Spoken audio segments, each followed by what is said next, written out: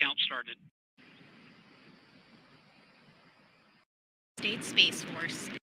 75. Status check. Go Atlas. Go Centaur. Go USSF-12.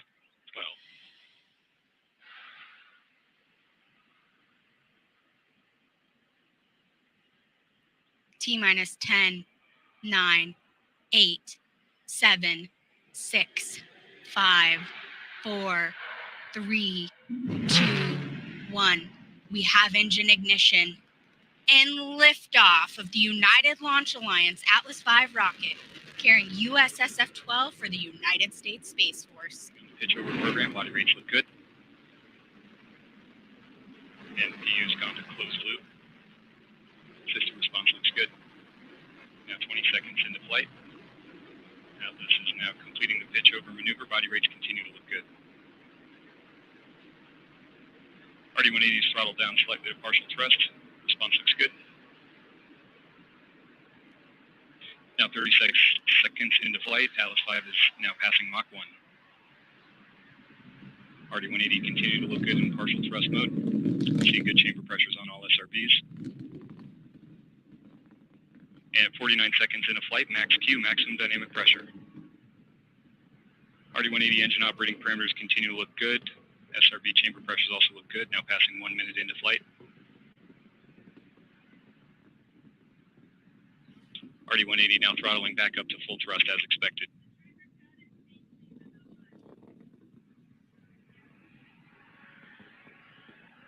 Chamber pressures on the SRBs continue to look good. RD-180 engine operating parameters also look good. Now 1 minute, 23 seconds into flight, approximately 3 minutes now remaining in the boost phase of flight. And at this point in the flight, Atlas V now weighs just 1/2 of its liftoff weight. And see SRB chamber pressures tailing off now. And we have SRB burnout. 1 minute, 45 seconds into flight. RD-180 engine operating parameters continue to look good.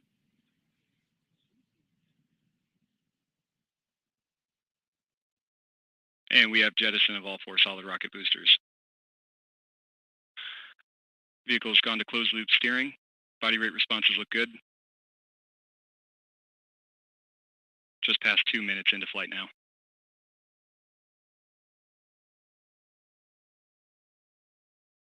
RD-180 throttling down slightly as expected. Engine operating parameters continue to look good.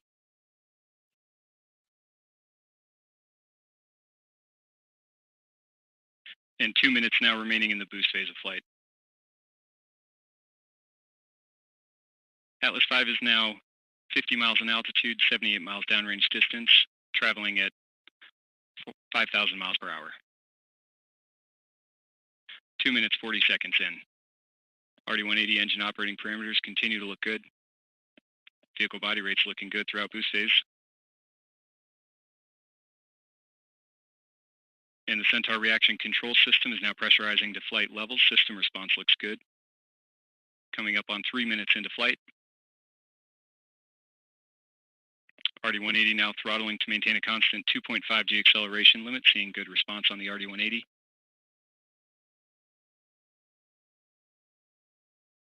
Body rates continue to look good throughout boost phase. Now passing 3 minutes, 20 seconds into flight. Approximately 1 minute now remaining until BECO.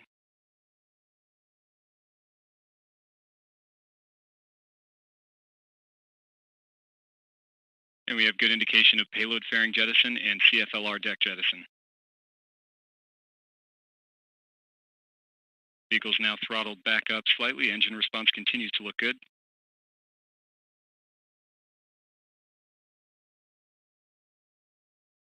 And RD-180 now throttling to maintain a constant 4.6 G acceleration limit in preparation for BECO. And we have boost phase chill down. Passing 4 minutes into flight. Vehicle systems all continue to operate nominally throughout boost phase. Body rates continue to look good. RD-180 engine operating parameters continue to look good as it maintains that acceleration limit.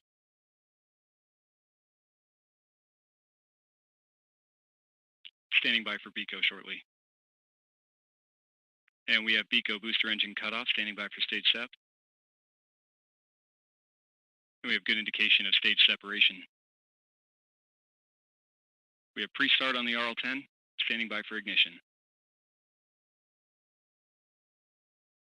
We have ignition and full thrust on the RL-10. Chamber pressure looks good. Body rates look good.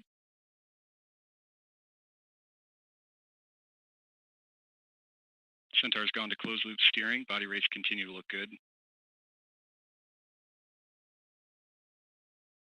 Now 5 minutes into flight. RL-10 chamber pressure continues to look good. Body rates look good. This first burn of today's mission will last approximately 6 minutes, 18 seconds. This is Atlas Mission Control at T plus 5 minutes and 14 seconds. We just heard flight commentator Patrick Moore confirm the successful completion of the early phase of today's flight, and all systems continue to operate nominally. Our next event, Centaur main engine cutoff, will occur in approximately 6 minutes. As we approach our next milestone, we'd like to share a recent conversation with U.S. Space Force's Colonel Heather Bogsty.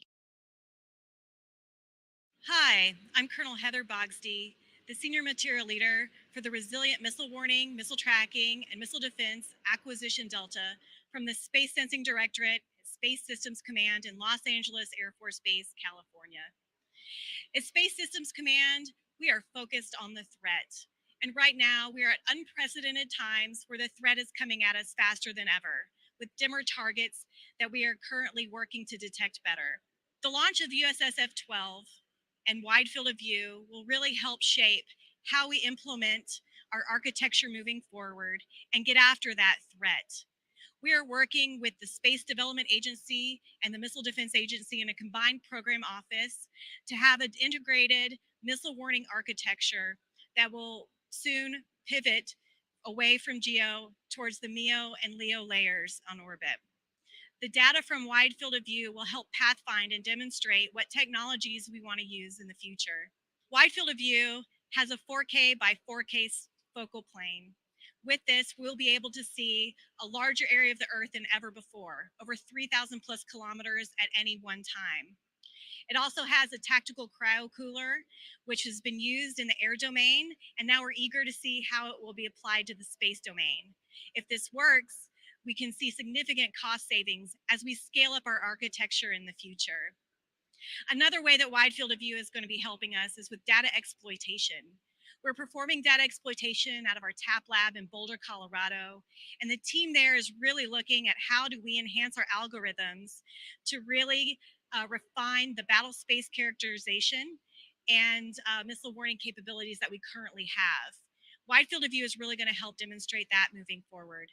It's also going to help us operationalize the data and get it integrated into the integrated tactical warning, attack, and assessment architecture that we're currently seeing with the SBIRS missions.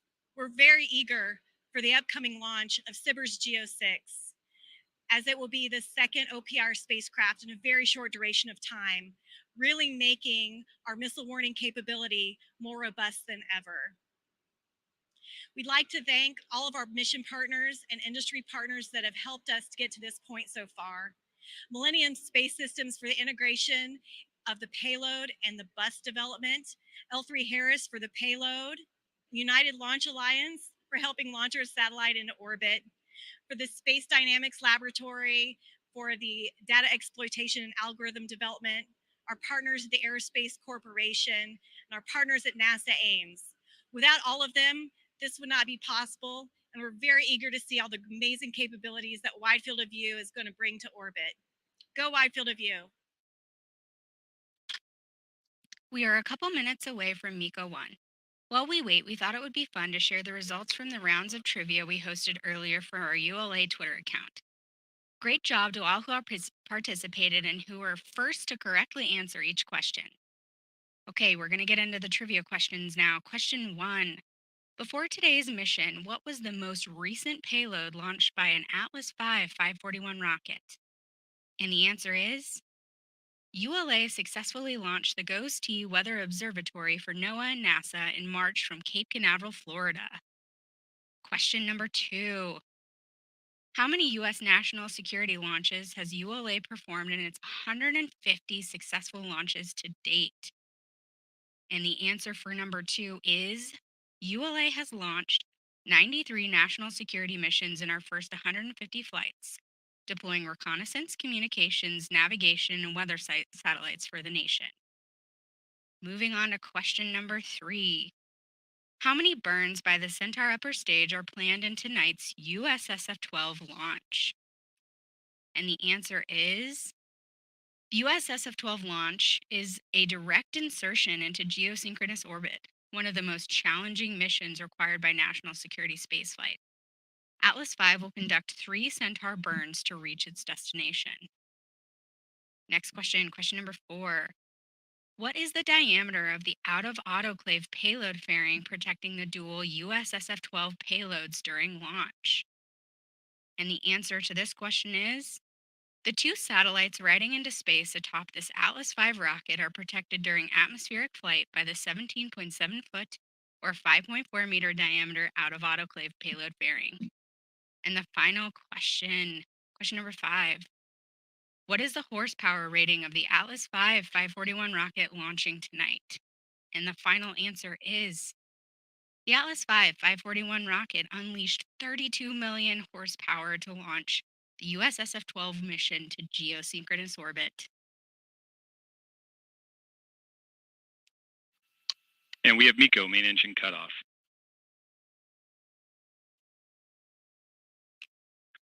Centaur is now entering a 12-minute coast duration. RCS is engaged 100% 4S settling as expected.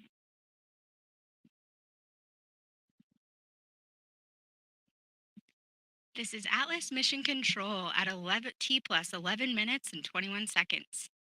Patrick Moore just confirmed successful completion of the first of 3 Centaur main engine burns. The second main engine burn will occur in approximately 12 minutes. During this time, I have the pleasure of being welcomed by Jason Kim, Millennium Space Systems CEO. Jason, thank you so much for being here. Thanks for having me, Andrea. Well, I bet you're really excited and relieved to finally see that the weather held out for that launch. That's right, I'm on cloud 9, and I know a lot about clouds now. Yeah, we know what delayed anvil us. clouds, cumulus clouds. I'm sure we're all very educated now. Right. Well, before we get into the launch, because I know we're just kind of riding high right now on the launch, we're actually going to take a look at a video you sent us about wide field of view. So before we get into our interview, let's take a look. Fantastic.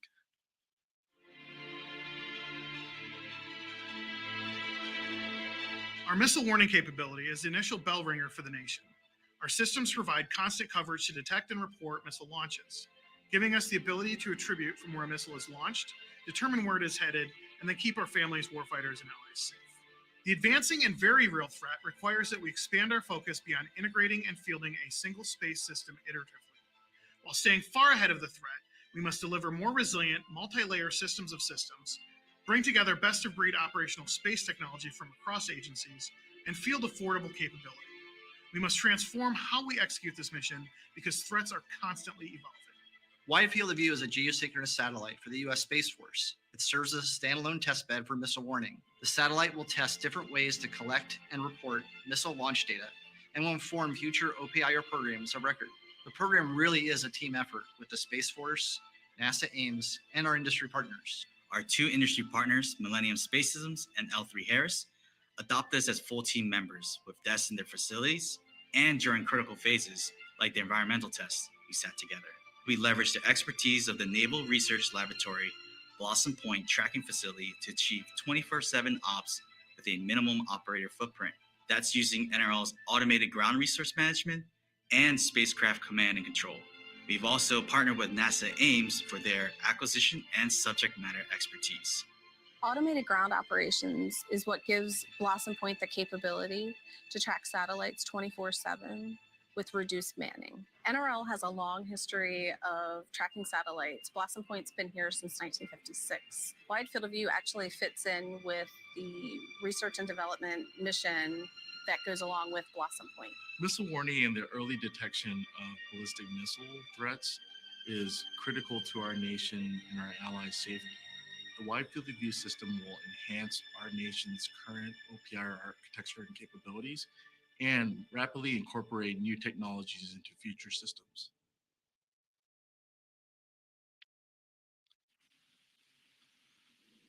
Well, that's a pretty great video, and I know we're going to learn a little bit more about wide field of view and Millennium as we get through this interview here. So let's kick it off. So, as we know, Millennium's very involved in this process. So, what does it mean for Millennium to actually see us finally launch here? It means a lot to us. Our company was founded in 2001, so we've been around for 21 years, focused on national security space. So this is a huge milestone for us to actually be able to deliver a missile warning system in space. Great. I mean, I know it's been a touch and go couple of days, but I'm so excited we finally got the weather to clear and it was meant to be today. So I know it means a lot to you. What part did Millennium play in today's launch? We built the spacecraft and we integrated for the U.S. Space Force the L3 Harris payload. And we also do mission operations as well. So we have a crew in El Segundo that are ready to operate the satellite once there's separation and we turn the spacecraft on. Okay, great. So you're really involved cradle to grave during this process. That's So right. that's great. Why do we need systems like wide field of view? There's a couple of reasons why we need systems like wide field of view. In order to keep our country safe, we really need early ballistic missile warning, and so that's what this mission is to do that. And also, it's a test bed, so you could really test out new technologies that I'd love to talk more about. Yeah, great.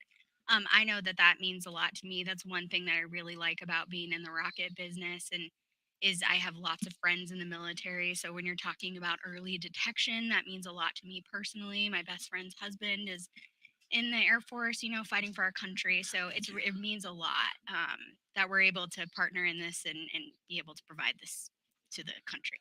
Absolutely, especially with the 4th of July coming. Yes, absolutely. It really gives us some perspective, doesn't it? Yes. So what's different about this system?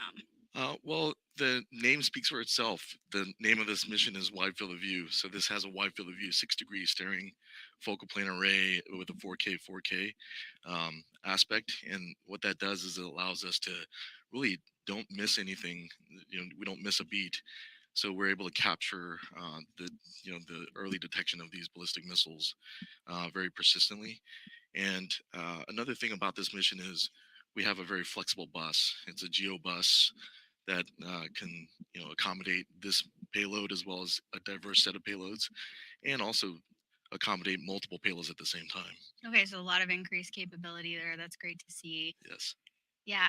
So for folks who don't know about Millennium Space Systems, why don't you tell us what your company does? Yeah. Our company was founded in 2001 to focus on national security space. So we specialize in building small satellite prototypes and constellations. And we support national security space missions like missile warning, missile tracking, ISR, and advanced space. And it really starts with our culture. We have a very can-do attitude culture. We move very fast. We take calculated risks. We're very innovative, and so we have a very strong workforce that we continue to add to. So we have plenty of great jobs for everybody. Yeah, great. So on that note, what's next for Millennium? Well, so we just unveiled a new small satellite factory. So now we're able to go from low rate production of tens of satellites per year to very high rate production to constellations. So we're going to be delivering more and more constellations to support all the different national security space missions. Great. So quite an increase in the number of satellites you're going to be producing there. I really hope you decide to launch more on our rockets. This is a great partnership. That's right. Yeah. So what do you think makes Millennium special? I think it starts with the culture, like I mentioned. I can see it with the ULA culture.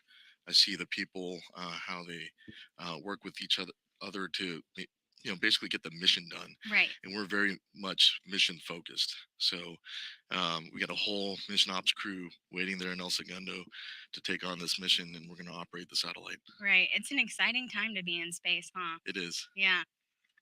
Well, Jason, is there anything else you'd like to share with us before you?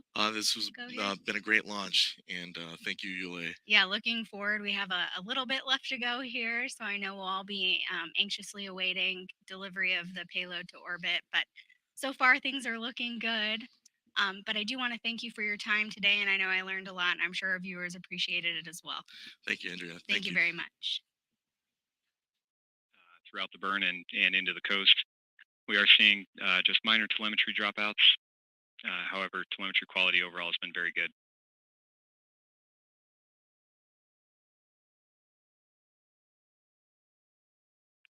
Body rates continue to remain very stable throughout the coast.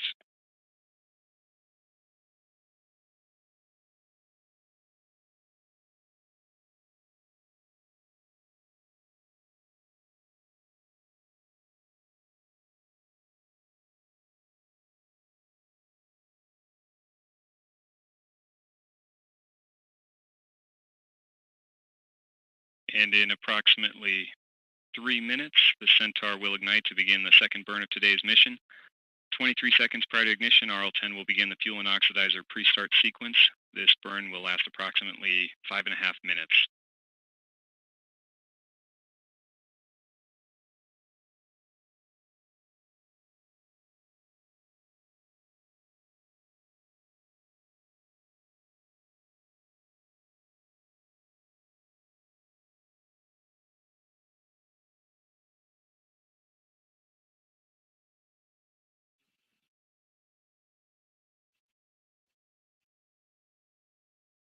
Centaur systems all continue to look good.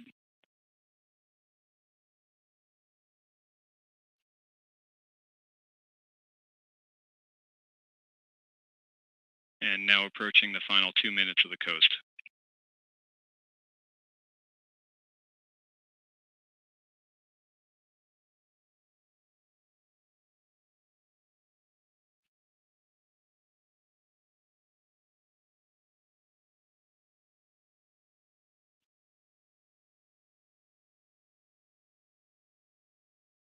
"100 seconds now remaining until mess 2.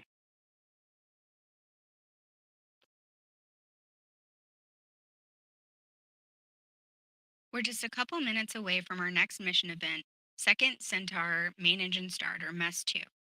Let's get back to the mission. Once again, here's Patrick Moore. Body rates continue to look good.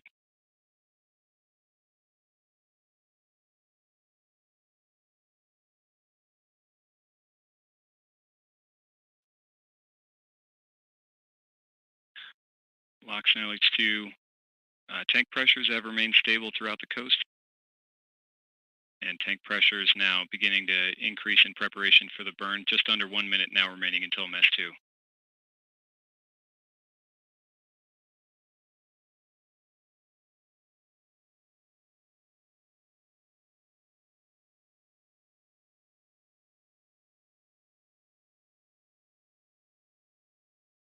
Tank pressure is continuing to increase in preparation for the burn. 30 seconds to engine ignition.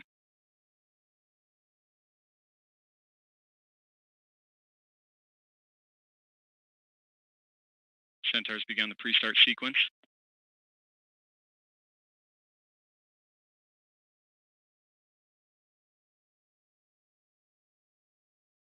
We have good pre-start on LOX and LH2 and standing by for ignition shortly.